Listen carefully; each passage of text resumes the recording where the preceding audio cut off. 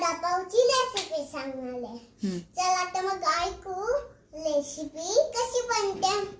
आधी हळद पाणी